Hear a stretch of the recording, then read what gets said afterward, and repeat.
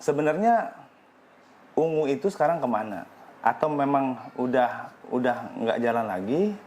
Vakum atau gimana? Karena mungkin kliker udah pada nungguin kan? Bahkan membeli gitar buatan Indonesia pun yang kemarin-kemarin kita bilang bahwa gitar itu murah, gue nggak mampu. Sobat RW, Sobat RW, Sobat RW, yuk kita hang out.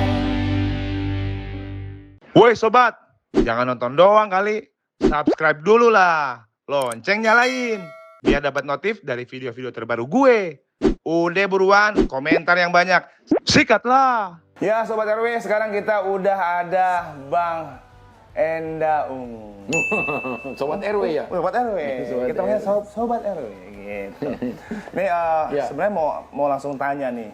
Kan Asal jangan tanya penghasilan ya. Susah bro. Penghasilan. Bang Enda, sebenarnya Ungu itu sekarang kemana? Atau memang udah nggak jalan lagi, vakum atau gimana? Karena mungkin kliker udah pada nungguin kan? Dan demi waktu yang bergulir di sana, berikan cintamu juga sayangmu, percaya padaku, masih di sini menantimu. Kalau Ungu sendiri sih, kalau bubar itu nggak mungkin, karena kita lebih susah bubar daripada bersama. Oh iya. Susah bro, bagi-bagi harta gono gininya susah. Kalau Ungu itu. Jadi cuman kalau orang awam yang suka selalu ngelihat kita di TV itu karena sekarang itu kita kan jarang ada di TV untuk syuting. Hampir memang sama sekali tidak, minimal 90% kita memangkas waktu kita untuk syuting di TV.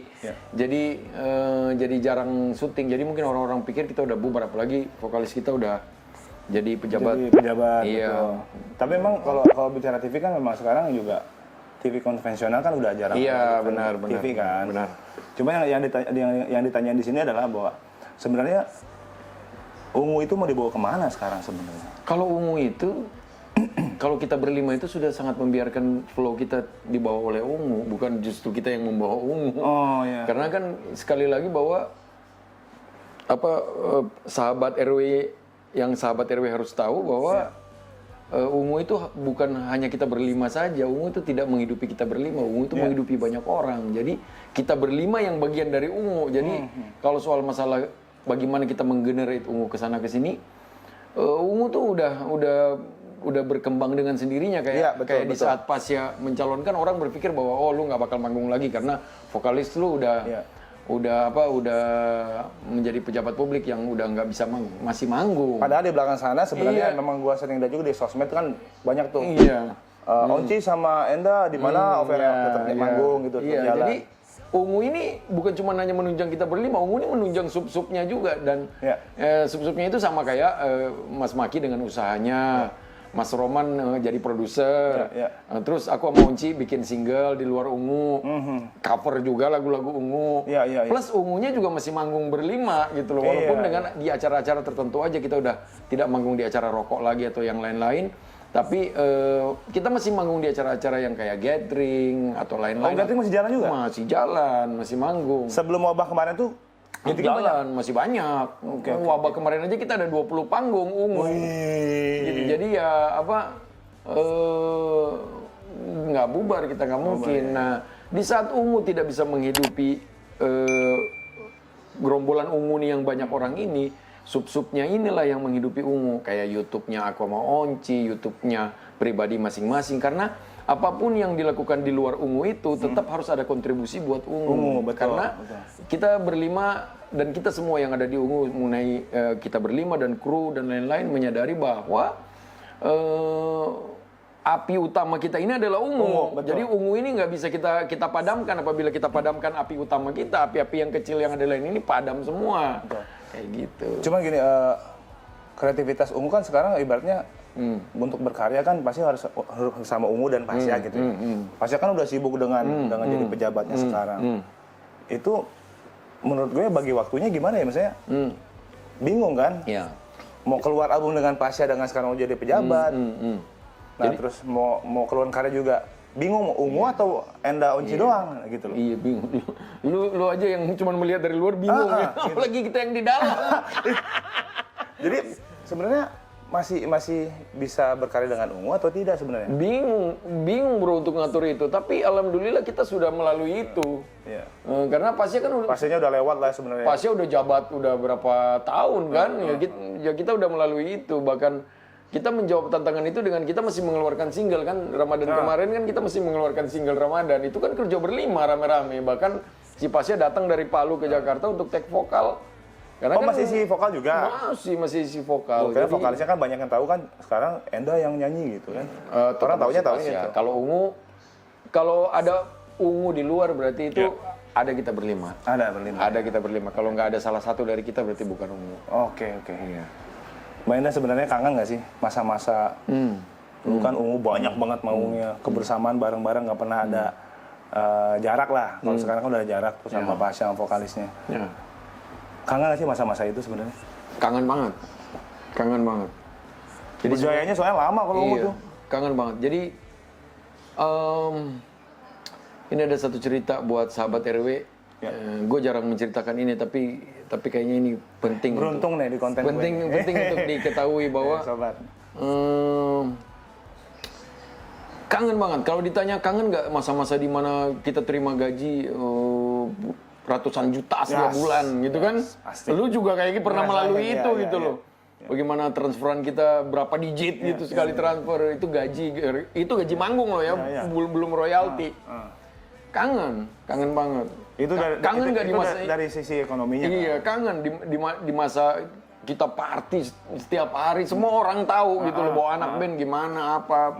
Ngerasain sih. Iya, dan yang paling kadang-kadang gue berpikir kemarin itu, gue berpikir gila ya, gue terlalu menyanyiakan uang di zaman dulu. Gue beli ini itu gitar gue beli sampai berpuluh-puluh. Berasa gue. Gue beli mobil, beli apa, tapi pada akhirnya itu nggak ada gunanya di sekarang. Sekarang di saat umur berasanya gue, sekarang. Iya, umur gue segini, gue ngelihat ada saudara susah atau ada yang susah, mas gue susah banget. Tapi uang gue udah nggak sebanyak dulu gitu loh. Gue bisa bantu tapi nggak banyak. Gue cuma kalau dulu lu datang ke gue bisa bantu lu apa yang lu mau gue kasih, gitu loh. Nah, gue berpikir pada akhirnya ya Allah gue nggak mau terjebak di dalam apa kerinduan gue terhadap masa lalu. Karena jujur aja gue harus move on. Gue harus move on. Makanya ini berhubungan dengan apa yang lu tanya. Apakah ungu masih ada? Ungu masih ada, tetapi tidak seperti dulu. Mantap kan? Nih, terus sebenarnya Bang Enda ini dengar desas-desusnya ya. Kemarin mau jadi wakil rakyat juga. Itu bener nggak sih? Nyusul atau gimana? Benar. Atau usungan dari benar. Ayo, lu maju juga. Atau gimana? Jadi kan sebenarnya perlu diketahui sahabat RW di rumah atau dimanapun kalian berada bahwa aku ini sekarang di samping bergerak di bidang musik, aku ini juga ada beberapa LSM dan ada beberapa organisasi kemanusiaan dan mungkin organisasi lingkungan hidup juga yang aku bukan pimpin ya, yang berjalan bersama aku gitu loh. Jadi menurut pengalaman yang aku dapat dari berjalan bersama organisasi masyarakat yang terlibat langsung dengan masyarakat, aku mulai menemukan kenikmatan bahwa ternyata kayak gini loh ya kalau kerja. Dan gue mulai berpikir bahwa hidup ini harus berguna untuk orang banyak, bukan hanya berguna untuk ungu, tetapi bukan hanya berguna untuk anak istri di rumah, tapi berguna untuk semua, untuk tetangga berguna, untuk yang lain berguna, untuk kampung halaman sendiri berguna. Nah, kebetulan pusat dari semuanya kegiatanku ini kan ada di Manado, karena aku berpikir bahwa aku berasal dari Manado. Aku benar-benar menganggap bahwa Manado itu ya bagian dari aku gitu loh. Sangat sulit dilupakan, mulai dari makanan dan lain-lain, gaya, segalanya, bahkan dan pengen majuin kota Manado juga. Itu gitu loh. Dan di saat aku balik ke Manado kemarin beberapa tahun lalu, aku juga udah bilang bahwa mereka juga udah mulai mencurigai bahwa kenapa lu udah balik-balik ke sini lagi, apakah ada niat untuk mencalonkan diri sebagai pemimpin atau apa. Gue udah bilang, kalian semua harus memegang kata-kataku bahwa tidak harus menjadi wali kota, wakil wali kota, gubernur, wakil gubernur, DPR dan lain-lain untuk membangun daerahku ini. Karena sesungguhnya tanpa kalian sadari bahwa aku sudah membangun daerahku ini dari lama. Di saat orang bertanya aku sebagai Ungu, Enda tuh dari mana sih? Manado. Pasti Manado. Pasti Manado. Itu sudah terbersit niat untuk bahwa gue bangga banget menjadi orang Manado gitu loh. Nah kemarin pas aku mulai ada kegiatan kayak gitu, mulai ada tawaran-tawaran dari orang-orang dan bahkan mungkin aku kan bersentuhan langsung dengan masyarakat. Jadi masyarakat udah mulai bilang bahwa kenapa lu nggak nyalonin dong. Banyak yang support, banyak yang dukung ya. Dan akhirnya kenapa tidak aku coba gitu. Cuman itu kan kemarin pas masa-masa normal. Ini kan sekarang Oh itu sempat maju, sempat? belum. Baru kan nanti konsultasinya kan nanti. Masih belum karena pandemik ini. Iya, pandemik ini. Jadi kan gara-gara ada pandemik ini ya kita berhitung lagi. Oke. Sobat RW, mudah-mudahan ini doain aja nih bisa jadi wakil rakyat yang kota Manado. Amin. Amin. Bayangin pasti gitar di rumah banyak banget ya? Banyak. Jadi koleksinya hampir berapa banyak tuh di rumah? Dulu gua hampir punya sekitar 60. Sekarang dijual ke Pak Daud. Apa diambil, diminta? Gue sempet lihat tuh di story. Oh diminta dia Oh, diminta. minta. Iya ada satu dia minta. Gitar yang mana tuh? Ada gitar akustik lah. Oke. Iya dia minta. Bos buat gue ini ambil aja. Gitar kesayangannya yang paling berkesan. Gua ada gitar kesayangan. Ada. Dulu gua di saat mulai bermain di Ungu itu nggak punya apa-apa, bahkan membeli gitar buatan Indonesia pun yang kemarin-kemarin kita bilang bahwa gitar itu murah, gua nggak mampu. Gitu. Sangat tidak mampu, sulit banget. Gua mulai dari Ungu itu karena gua dipinjemin gitar sama Mas Maki. Mas Maki yang pemain bassku yang kasih aku gitar, kasih efek, kasih gitar. Soalnya kalau anak-anak band kan ada juga yang basicnya emang dari anak-anak orang berada kan. Kalau Ungu itu ya, memang ada salah satunya ada yang orang berada dulunya. Mas Maki. Oke. Mas Maki dan Mas Onci. Ya kalau kita bertiga kayak aku, memang dari Roman nol besar. Gitu. Iya, jadi ya membeli gitar yang mahal itu mimpi buat aku. Ya. Di saat aku beristrikan istriku yang sekarang ini, aku melamar dia dalam keadaan aku tidak punya apa-apa. Di depan mertuaku aku tidak punya apa-apa, benar-benar sangat tidak punya apa-apa. Jangankan membiayai pernikahan, membeli cincin kawin aja nggak mampu. Waduh. Ya, tapi aku benar-benar memberanikan diri ini cerita nih. Iya, memberanikan diri untuk melamar dia. Di saat istriku itu anak satu-satunya dan bapaknya waktu itu masih menjadi pejabat lah di negeri ini. Aku lamar dia. Waktu lamar udah ungu tapi? Belum? Udah ungu, tapi belum seperti ini ungu. Masih ungu-unguan.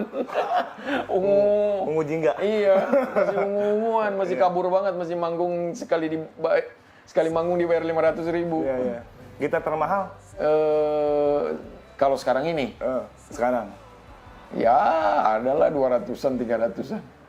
Kalau sekarang ini, kalau zaman dulu nggak ada. Gitaris gua kalah, Bang. Ini mesti. Kalau gua sangat cinta sama gitar. Gitar asik. Kalau gua orang sangat senang sama gitar. Jadi di zaman gua nikah sama istriku itu, gua dikasih hadiah sama mertua gue. Gitar yang gua suka. Gitar yang selalu ada dalam mimpi gua. Kapan gua bisa beli gitar ini? Gitar apa? Ada gitar PRS mereknya. PRS. Nah itu yang selalu gua pakai di Ungu. Orang-orang selalu tahu aku. Oh Enda gitarnya PRS warna ini, itu Enda banget. Oh, iya, nah itu gitar pemberian mertuaku. Tahu nggak lu? Tahu. Oh tahu ya. Iya itu gitar. Dia kliker juga sebenarnya. Itu gitar pemberian mertuaku di saat bayangkan ya, dia ngasih gua anak dia, plus dia ngasih gua gitar. Jadi gua harus jaga anaknya baik-baik gitu loh. Jadi dapat double ini ya, double platinum. Double platinum. Gitu. Itu gitar. Banyak gua gitar, tapi sekarang udah nggak begitu seperti dulu karena kan gitar itu kan perlu dirawat, taruh di rumah kalau nggak disimpan. Gue udah pakai ruangan yang anti lembab dan lain-lain tetap aja rusak karena kan kita hidup di tropis. Jadi ya kadang-kadang kalau di tropis itu kan lembab jadi gampang rusak kayunya. Jadi gue merasa sangat mubazir dan ibu gue mulai marah-marah sama gue kalau gue menyimpan barang, lu mubazir, lu nanti minta pertanggungjawaban, mending dikasih orang aja. Makanya gue suka ngasih gitar gitu loh kalau ada anak-anak band baru, kadang-kadang suka datang ke rumah, Mas bagus gitarnya, nih bawa aja. Bawa aja. Aduh. Ada beberapa anak band nih kalau yang nonton, Gue main ke rumah. Gue nggak usah kasih tahu lah nama-namanya yang nonton, tapi kalau ada yang jangan disebut. Iya, kalau ada tahu gue kasih, nih pakai aja. Nanti kalau lu udah bisa beli gitar semahal ini atau lebih mahal, beliin beliin gua gantian. baru lu balikin gitar gue, plus lu beliin gue gitar baru. Mbak Endah kan di sosmed juga gue lihat tuh, anaknya Zara ya namanya. Iya benar. Itu udah darah ngalir musisi itu memang sebenarnya memang dia punya bakat atau memang diarahin sama bakat? Jadi aku adalah salah satu pribadi yang sangat menentang bahwa musisi itu adalah garis turunan. Karena aku jujur aja tidak ada turunan musisi. Aku justru lahir dari keluarga ABRI. Oh ya? Keluarga aku semua ABRI. Anak kolong ya? Iya, polisi kolong. semua. Keluargaku kalau nggak ABRI polisi, kalau nggak polisi ya paling tinggi-tinggi bea cukai dan lain-lainnya gitu-gitulah. Jadi memang di sekolahin apa diarahin? Jadi musik itu soal masalah kita terdoktrin. Oke. Ya, jadi mungkin anak-anakku tiga-tiga sekarang senang musik, tiga-tiga main musik, tiga-tiga ya. Kalau nanti panjang umur lu bisa bikin vlog sama dia atau apa. Lu akan kaget melihat bahwa di masa-masa lu akan melihat anak-anak gue bertengkar di rumah hanya untuk memperdebatkan tangga nada. Oh gitu loh. Di rumah sering kita ributnya masalah tangga nada. Gue aja nggak tahu gitu loh apa yang mereka perdebatkan gitu loh. Kayak main piano, main di mana gue aja nggak tahu gitu loh. Dan gue menganggap bahwa musik itu bukan garis turunan, tapi itu musik itu lebih ke doktrin. Karena mereka lihat hari-hari gue di rumah. Kegiatan gue kan gue nggak ada pekerjaan lain selain main musik, rekaman, bunyi musik terus di rumah. Benar. Jadi mereka terdoktrin dan lu harus tahu bahwa dan sobat RW atas sama sobat RW di rumah harus tahu bahwa main musik itu adalah hal yang sangat nikmat banget. Semua orang akan jatuh cinta dengan musik apabila dia mau kalau mencoba udah untuk sukses bermain. gampang ya cari duitnya ya. 1 jam dapat duit. Iya, jadi ya itu dia mungkin terdoktrin, mungkin dan yang berperan penting dalam kalau kadang-kadang orang-orang bro kalau datang ke rumah atau kadang-kadang ngelihat anak gue bro lu didik gimana nih anak sih bisa sampai kayak gini anak gue bro lu kasih alat musik apa aja bisa mainin mulai dari biola, piano, main semua alat main. Zara ini main semua alat dan bukan cuma tahu lumayan mahir gitu loh. Jadi lu ajar gimana kayak gini? Gue bilang gue nggak pernah ajarin dia loh, gue jarang di rumah. Iya kan? Nggak dilesin apa nggak? Kagak. Oh gitu? Kagak, belajar sendiri. Otodidak sendiri? Otodidak sendiri semuanya. Nah, yang paling jago di sini bro, bini gue. Oh. Ibu dia yang paling jago. Ibu dia yang mengarahkan semua. Jadi di saat dia berkeinginan sesuatu, guanya tugasnya lain, guanya cari pundi-pundi di luar, nggak pulang ke rumah. Ibunya yang kontrol rumah. Nah, kita bekerja sama begitulah.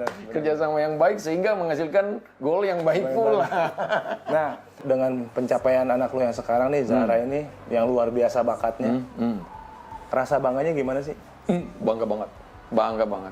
Kalau dulu kan bapaknya kan mungkin orang tua mainnya bangga dengan jadi gitaris ungu gitu. Sekarang rasanya gimana gitu? Jadi sebenarnya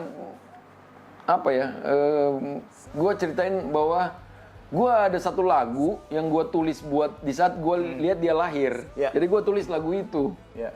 Gue beranggapan bahwa ini lagu buat dia gitu loh. Dan sekarang gue menyanyikan lagu itu bersama dia gitu loh.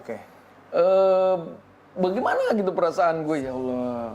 Ya terima kasih kepada Tuhan terus, terima kasih kepada Allah bahwa sudah jangan bangunkan. Ibaratnya kalau gue tulis di dalam kan gue doyan nulis bro. Iya. Gue pernah tulis kata-kata di saat gue melihat itu, gue hanya bertulis bahwa jangan bangunkan aku dari mimpiku. Karena aku lagi hidup di dalam mimpi. Makanya kalau ada orang-orang tanya, apa mimpi terbesarku? Aku lagi hidup dalam mimpiku sekarang. Mantap bener. Dan demi nafas yang telah kau cintai aku dengan hati.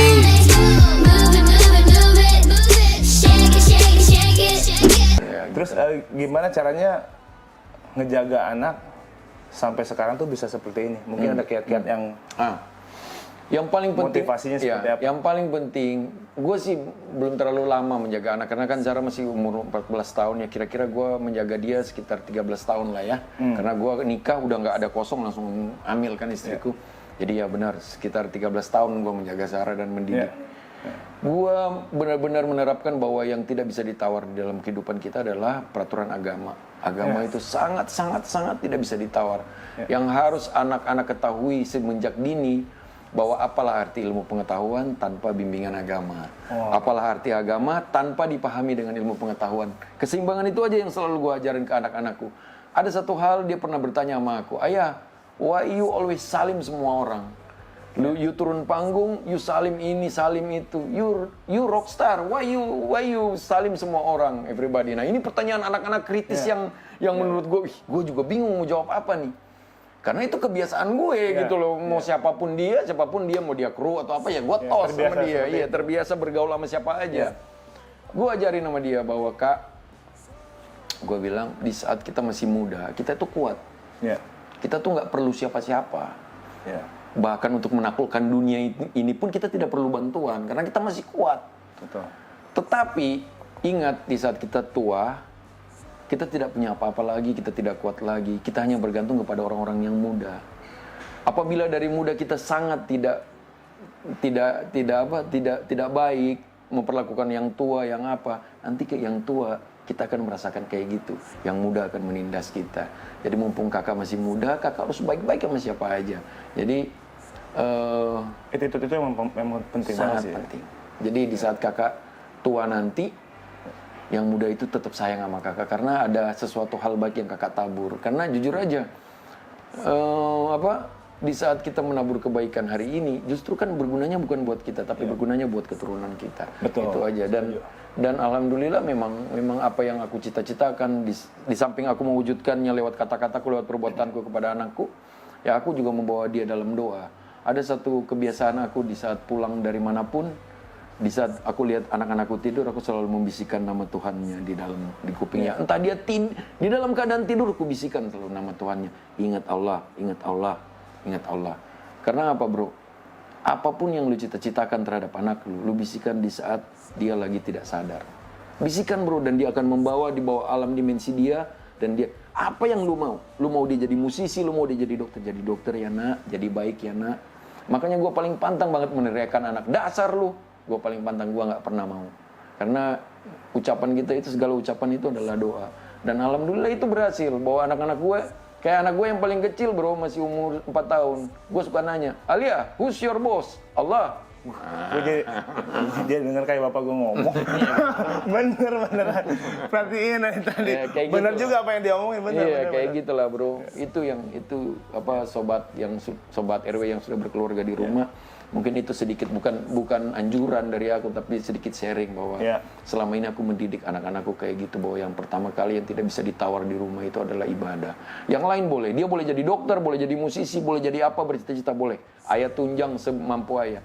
Tapi kalau agama tidak bisa ditawar. Kalau ajan berbunyi, wudu. Oke, sholat. Nggak boleh ditawar kalau itu. Iya.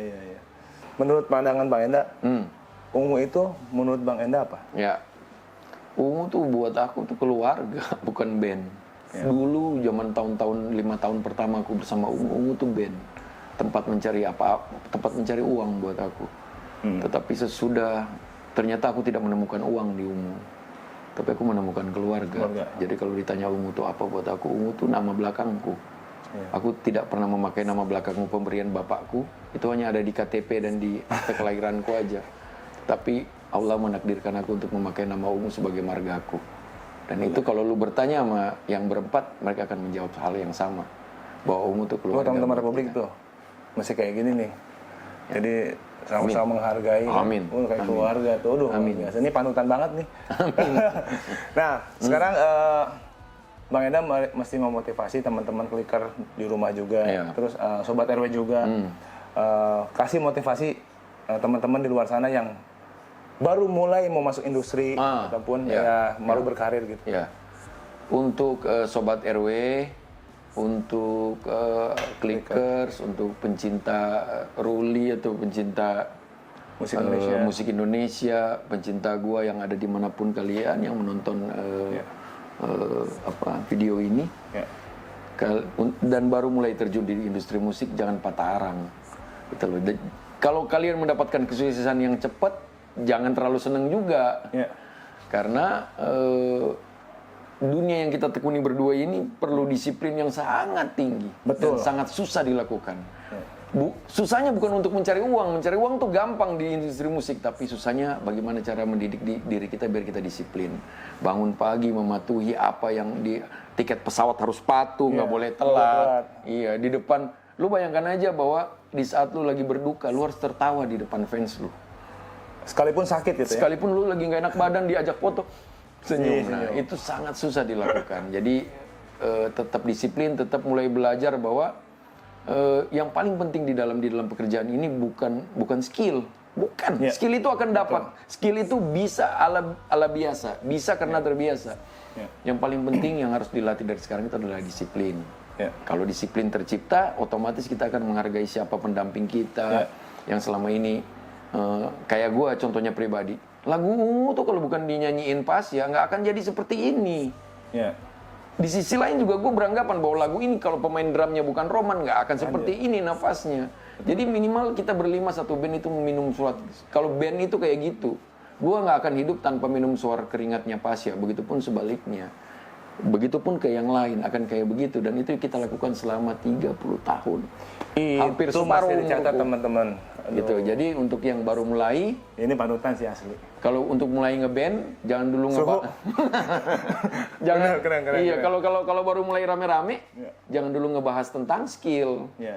Iya, bahas aja dulu kata Om Iwan Fals, seberapa banyak uang di kantong lu. Biar kita sama-sama mengerti. Kalau lu nggak ada uang, gue nggak minta lu rokok atau nggak minta lu suruh traktirin gue. Itu aja maksudnya, bro. Mainda, gue mau tanya satu lagi. Nama Enda itu dari mana sih sebenarnya? Gue sebenarnya namanya Franco. Franco kan? Iya, Franco Mijaya Kenapa jadi Enda tuh? Katanya dulu gue sakit-sakitan pakai nama itu. Sini Kang, masuk. Sini, situ nggak apa-apa. Nah, tuh. Katanya gue dulu sakit-sakitan pakai nama itu, makanya gue ganti Charlie Van Houten nama gue. Salah. Kan Charlie sini lah, sini kan Charlie sini. Sini lah. Ya. Lanjutkan biar tenang dulu. Siap. Senior saya itu. Satu level. Di sini kan bisa ngerokok. Jadi sakit-sakitan juga? Iya, katanya keberatan nama dari gue kecil itu. Dari kecil. Diganti. Iya, terus tiba-tiba gue ditinggal sama tanteku kan di Tebet waktu itu. Terus tanteku manggil aku Hendra. Iya. Ganti deh namanya jadi Hendra. Akhirnya kan kalau Hendra itu kalau di Manado suka dipendek-pendekin nama itu. Jadi Enda gitu. Ya sudah. Pas mulai aku di Ungu, aku juga mau ganti nama. Gua pakai Franco aja ya. Nah, si Babe Handi yang punya Trinity sekarang itu nggak suka aku pakai Franco. Ngapain sih? Udah pakai Enda aja. Ya sudahlah, jadilah gua pakai Enda sampai sekarang. Gitu loh. Bang Enda, terima kasih banyak waktunya. Sama-sama. Cuman sebenarnya ada satu challenge sebenarnya. Cuman apa tuh? Kayaknya nggak mungkin. Jangan. Kalau dia challenge nggak usah. Suhu. Untuk yang ini kita skip dulu. Ya, Sobat RW yang berbahagia dan bermakna. Terima kasih udah nonton channel Ruri Wantogia Hangout bersama Babang Enda. Hari ini berbeda dengan hari esok, jadilah apa yang kamu mau. Cintai aku dengan kasihmu, seperti aku mencintaimu. I will be the last for you, and you will be the last for me. Terima kasih. Keren. Sobat RW, thank you. Mantap, bro. Terima kasih ya. Sobat